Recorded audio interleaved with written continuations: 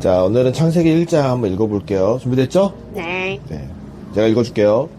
태초에 하나님이 천지를 창조하시니라. 땅이 혼돈하고 공허하며 흑암이 깊음 위에 있고 하나님의 영은 수면 위에 운행하시니라.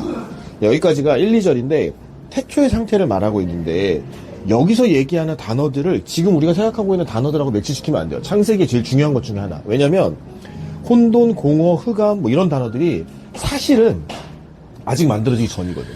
그러니까 이때는 그냥 상징적인 의미고 아무것도 없는 무의 상태에 가까웠다라는 걸 이해하는 게 더 좋을 것 같아. 그거를 여기서는 혼돈, 공허, 흑암 뭐 이렇게 표현을 했어요. 영어 성경이 좀 더 명확하게 나오는데 2절을 영어 성경에 이렇게 나와요. 킹제임스 버전에 보면 And the earth was without form. 폼이 없다. 형태가 없고 and void. 텅 비어있다. And darkness was upon the face of the deep. 그러니까 어둠이 표면 위에 가득 찼다. 이렇게 표현해놨죠. 조금 더 직설적이죠. 그리고 하나님의 영이 있다. 3절. 하나님 이르시되 빛이 있으라 하시니 빛이 있었고 빛이 하나님이 보시기에 좋았더라. 하나님이 빛과 어둠을 나누사 하나님이 빛을 낮이라 부르시고 어둠을 밤이라 부르시니 저녁이 되고 아침이 되니 이는 첫째 날이니라. 여기까지가 5절. 여기서도 제일 중요한 개념, 성경 전체를 관통하는 가장 중요한 빛이라는 단어가 나오는데요. 이 빛도 우리가 생각하는 눈으로 보는 가시광선 같은 이미지는 아니에요. 왜냐면 그것도 아직 생기기 전이니까. 어떤 좀 추상적인 개념일 수도 있지만 하나님이 가장 처음 만든 무언가예요. 그 빛을 저는 그냥 질서라고 불러도 좋고 하나님의 뜻, 하나님의 영광 뭐라고 부르든지 좋은데 하나님이 가장 먼저 만들고 싶었던 어떤 하나님의 강력한 의지, 그게 우리 눈에 보이는 빛일 수도 있죠. 네, 상대적인 개념으로 그게 없는 상태를 어둠, 그래서 빛과 어둠을 나눴다라고 표현을 했죠. 좋아하셨대요. 질문 있으면 언제든 해. 네. 6절. 하나님이 이르시되 물 가운데 궁창이 있어 물과 물로 나뉘게 하시고 하나님이 궁창을 만드사 궁창 아래의 물과 궁창 위의 물로 나뉘게 하시니 그대로 되니라. 하나님이 궁창을 하늘이라 부르시니라. 저녁이 되고 아침이 되니 이는 둘째 날이니라. 여기서는 조금 이제 애매한 게 처음 빛을 만들고 두 번째로 만든 게 궁창인데 은근히 은연중에 드러나 있지만 땅이 있어 이미. 궁창을 기준으로 하늘과 땅이 있다는 게 나눠져 있고 막 이러니까 우리가 아는 세상의 원형이 만들어진 것만 같은 기분이 들죠. 그거는 여기서부터 좀 난해한 개념이 생기지만 좀 해석을 해야 돼. 사실 우리가 아는 세상, 하늘과 땅과 별이 만들어진 과학적인 원리를 얘기하면 빅뱅 이론이라든지 이런 게 막 나오니까 되게 어렵잖아요. 이거는 하나님이 모세한테 해준 얘기라는 걸 기억해야 돼요. 근데 모세가 당시에 뭐 빅뱅 이론을 설명하고 하나님이 태초에 뭐 입자가 부딪혀서 충돌해서 에너지가 이렇게 얘기하면 아마 했겠죠? 그러니까 대단히 비유적이고 상징적으로 설명해 줬다고 할 수 있을 것 같아요. 하나님이 모세한테 천지창조의 모습을 모세가 알아들을 수 있는 수준에서 중요한 포인트만 딱딱딱 집어서 얘기해 준 거거든요. 그걸 순서대로. 그렇게 이해하면 여기서 얘기한 것도 그냥 그렇게 받아들일 수 있겠죠. 궁창이라는 개념이 있어서 하늘과 땅이 나눠졌고 그게 물이라는 게 물이 중요하니까 물과 땅이 이렇게 구별됐다. 자, 10절로 갑니다. 하나님이 묻을 땅이라 부르시고 모인 물을 바다라 부르시니 하나님이 보시기에 좋았더라. 11절. 하나님이 이르시되 땅은 풀과 씨 맺는 채소와 각기 종류대로 씨 가진 열매 맺는 나무를 내라 하시니 그대로 되어 땅이 풀과 각기 종류대로 씨 맺는 채소와 각기 종류대로 씨 가진 열매 맺는 나무를 내니 하나님이 보시기에 좋았더라. 땅이 채워졌죠. 저녁이 되고 아침이 되니 이는 셋째 날이니라. 14절. 하나님이 이르시되 하늘의 궁창에 광명체들이 있어 낮과 밤을 나뉘게 하시고 그것들로 징조와 계절과 날과 해를 이루게 하라. 여기서 보면 이제서야 광명체들, 해와 달이 등장을 하죠. 그러니까 우리가 아는 빛이, 아까 얘기한 그 빛이 햇빛이라고 보기는 어려웠던 거죠. 이제서야 해가 등장을 했으니까 빛이라는 어떤 개념적인 원리는 만들어질 수도 있겠네요. 15절. 또 광명체들이 하늘에 궁창이 있어 땅을 비추라 하시니 그대로 되니라. 16절. 하나님이 두 큰 광명체를 만드사 큰 광명체로 낮을 주관하게 하시고 작은 광명체로 밤을 주관하게 하시며 또 별들을 만드시고 하나님이 그것들을 하늘의 궁창에 두어 땅을 비추게 하시며 낮과 밤을 주관하게 하시고 빛과 어둠을 나누게 하시니 하나님이 보시기에 좋았더라. 저녁이 되고 아침이 되니 이는 넷째 날이니라. 이제 하늘이 완성됐죠. 낮과 밤이 생겼어요. 20절.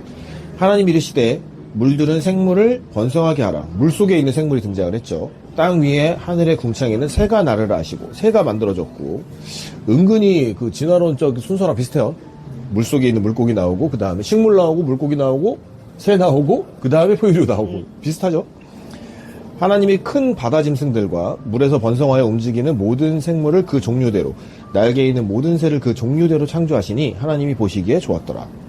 하나님이 그들에게 복을 주시며 이르시되 생육하고 번성하여 여러 바닷물에 충만하라. 새들도 땅에 번성하라 하시니라. 저녁이 되고 아침이 되니 이는 다섯째 날이니라. 거의 다 왔어요. 여기서 처음으로 하나님이 복을 주시며 이르시되 라는 멘트가 나와요. 앞에 동물들한테까지는 이런 얘기 안 했는데 그 다음에 한 멘트가 생육하고 번성하여 여러 바닷물에 충만하라. 그러니까 식물까지는 이런 얘기 안 했죠. 동물부터는 미션이 생겼어요. 그게 뭐예요? 생육하고 번성하고 충만하는 것. 근데 생각해보면 동물들은 이걸 되게 잘 지키고 사는 것 같아. 그냥 잠깐 사이에 엄청 보글보글해지. 하다못해 관리 안 하면 바퀴벌레도 그냥 생육하고 번성하고 충만하잖아. 장난 아니거든. 네. 동물들은 참 잘해. 얘들은 죄 안 졌나 봐. 저녁이 되고 아침이 되는 이는 다섯째 날이니라. 24절 하나님 이르시되 땅은 생물을 그 종류대로 내되 가축과 기는 것과 땅의 짐승을 종류대로 내라 하시니 그대로 되니라. 짐승이 등장을 했죠. 하나님이 땅의 짐승을 그 종류대로 가축을 그 종류대로 땅에 기는 모든 것을 그 종류대로 만드시니 하나님이 보시기에 좋았더라. 여기서 좀 재밌는 게 25절에 짐승과 가축을 구별해놨죠. 처음부터 그러니까 이 시대 사람들의 어떤 인식이었을 수도 있는데 야생동물과 가축은 같은 동물이라는 카테고리에서 이해하지 않았다는 거예요. 왜냐하면 얘네들은 유목민 기반이었잖아요. 모세시대니까. 그래서 자기네들이 키울 수 있고 관리할 수 있는 동물과 그 동물들을 잡아먹고 괴롭히는 야생동물이 명확하게 구별돼 있었어요. 근데 그거를 하나님이 반영해서 아마 모세한테 설명해 줬던 것 같아요. 처음부터 큰 동물이라는 카테고리로 이해한 게 아니라. 26절 드디어 중요한 게 나옵니다. 하나님이 이르시되 우리의 형상을 따라 우리의 모양대로 우리가 사람을 만들고 그들로 바다의 물고기와 하늘의 새와 가축과 온 땅과 땅에 기는 모든 것을 다스리게 하자 하시고 27절 하나님이 자기의 형상 곧 하나님의 형상대로 사람을 창조하시되 남자와 여자를 창조하시고 하나님이 사람을 만든 얘기가 드디어 나옵니다. 여기서 보면 우리의 형상을 따라라고 되어 있죠. 우리가 흔히 알고 있는 삼위일체의 개념이 이미 등장을 했죠. 성경 창세기에서. 그 다음 우리의 모양대로라고 되어 있는데 영어에서 보면은 Let us make man in our image라고 되어 있어요. After our likeness. 우리의 형상을 그러니까 likeness 비슷하게 만들었고 이미지로 만들었다는 게 중요해요. 피규어랑은 좀 다른 개념이죠. 외형적인 똑같음이 아니라 하나님의 속성과 이미지. 마치 제 아들이 저의 이미지를 닮은 것처럼 그렇게 하나님을 닮게 만들었다는 거죠. 그리고 그들에게 하늘의 새와 가축과 온 땅의 모든 것을 다스리게 하자라고 하시고 만드셨어요. 남자 여자를 창조하셨어요. 28절 하나님이 그들에게 복을 주시며 하나님이 그들에게 이르시되 생육하고 번성하여 땅에 충만하라. 여기까지는 똑같죠. 동물들하고도 똑같은 미션을 기본적으로 받았어요. 인간들도 이런 거 잘하긴 해. 어딜 가든 보글보글 하니까. 그 다음에 추가적으로 미션이 있었는데 땅을 정복하라. 바다의 물고기와 하늘의 새와 땅에 움직이는 모든 생물을 다스리라 하시니라. 인간에게는 플러스 원 하나의 더 큰 특권을 주셨는데 정복하고 다스리는 특권도 주셨죠. 그러니까 동물들보다 상위 개념이라는 건 명확해진 거죠. 그래서 동물이 진화했다라는 거는 좀 이 관점에서 보면 좀 아쉬워. 불편해. 난 동물하고 똑같다고 취급받고 싶지 않아. 난 더 상위 개념 할 거야. 이런 느낌인 거죠. 29절 하나님이 이르시되 내가 온 지면에 씨 맺는 모든 채소와 씨 가진 열매 맺는 모든 나무를 너희에게 주노니 너희의 먹을거리가 되니라. 모든 식물과 이런 걸 다 먹을 수 있다고 하셨네요. 또 땅의 모든 짐승과 하늘의 모든 새와 생명이 있어 땅에 기는 모든 것에게는 내가 모든 푸른 풀을 먹을거리로 주노라 하시니 그대로 되니라. 하나님이 지으신 그 모든 것을 보시니 보시기에 심히 좋았더라. 심이라는 말이 나왔네요. 이제 아주 좋았대요. 저녁이 되고 아침이 되니 이는 여섯째 날이니라. 여기까지가 창세기 1장인데 천지 창조의 모습을 뭐 짧게 요약하고 있어요. 이거를 어떤 과학적인 원리나 순서 이런 것들로 너무 집착해서 보면 끝이 없겠죠. 그런 문장이 아니에요. 이게 뭐 과학적 논문이 아니니까. 아까도 말했지만 모세 입장에서 생각을 해봐야 돼요. 하나님이 모세에게 준 미션 이거 글이기 때문에 모세가 언제적 사람이냐? 대충 봐도 지금으로부터 약 4,000년 전 사람이고 지금 이 아담의 얘기는 모세의 입장에서도 최소 1,500에서 2,000년 전 얘기예요. 그러니까 지금 우리로 치면은 예수님 시절 얘기랑 비슷한 거거든요. 그 시절의 얘기를 뭐 어떻게 설명할까? 네. 그리고 이게 지구의 탄생이나 이런 거 생각하면 더 하겠죠. 몇 억 년 전 얘기까지 가겠죠, 아마. 그래서 모세한테 모세야 빅뱅이 있어 하면서 설명해봤자 못 알아들으니까 알아듣기 쉽게 비유와 상징으로 설명해줬다 이렇게 얘기하면 좋을 것 같아요. 하나님 버전 동화책이네요. 좋네. 하나님 버전 동화책이라는 말. 근데 다만 중요한 포인트들은 딱딱 찝어주셨죠. 동물들이 그냥 만들어진 거 아니고 내 명령으로 만들어졌고 세상이 다 내 명령으로 만들어졌고 마지막에 중요한 메시지 하나님이 자기 형상을 따라 인간을 만들었다는 거 그리고 그 인간에게 특별한 명령을 주었죠. 생육하고 충만하라 플러스 다스리라. 그게 인간의 기본적인 권리고 능력이었습니다. 질문. 아까 중간에 하려고 했는데 말을 해주셔가지고. 그래요? 뭔데? 우리의 형상대로 해서 우리가 가지는 의미가 삼위일체냐고 물어보려고 했는데. 그렇죠. 네, 그거 이제 성경에서 그렇게 해석을 하죠. 영화에서도 어스로 나오고 복수형이었다고 하더라고요, 실제로. 삼위일체가 지금이야 좀 다들 많이 들어봐서 영어로 트레이닝인데 그런 것 같다 하지만 사실 신학적으로는 좀 최근에 완성된 이론이고 과거부터 논란이 많았던 이론이에요. 그러니까 성부 하나님, 성자 예수님, 성령님 이렇게 세 존재를 어떻게 구별할 거냐는 거지. 왜냐하면 우리가 셋이면서 동시에 하나인 존재를 경험해 본 적이 없거든. 그러니까 잘 모르겠는 거야. 그래서 난해했는데 하나님은 그 셋이면서 동시에 하나인.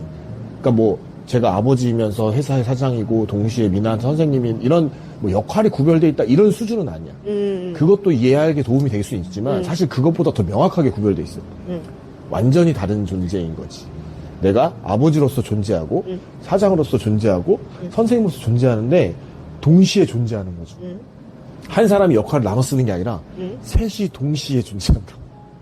그리고 심지어 더 황당한 건 셋이 교류도 해. 그 서로에게 역할을 부여하기도 하고 나눠 갖기도 하고 서로 도와주기도 해.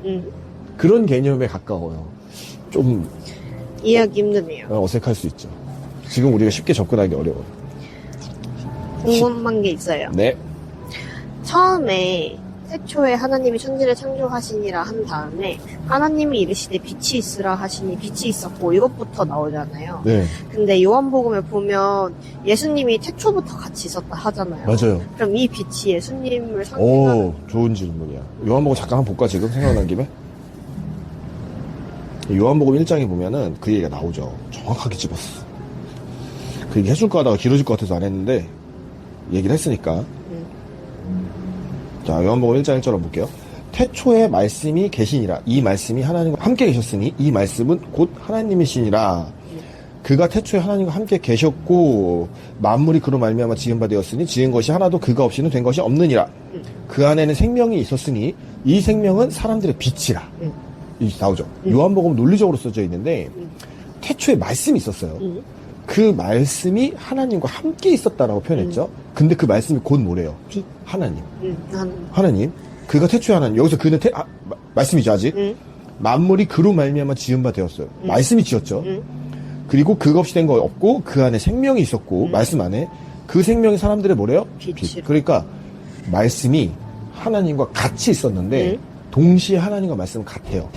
그리고 그 말씀이 세상을 만들었어. 그럼 창세기 1장에 하나님이 세상을 만들었다는 것과 말이 되죠. 그러니까 하나님 이퀄 말씀이야.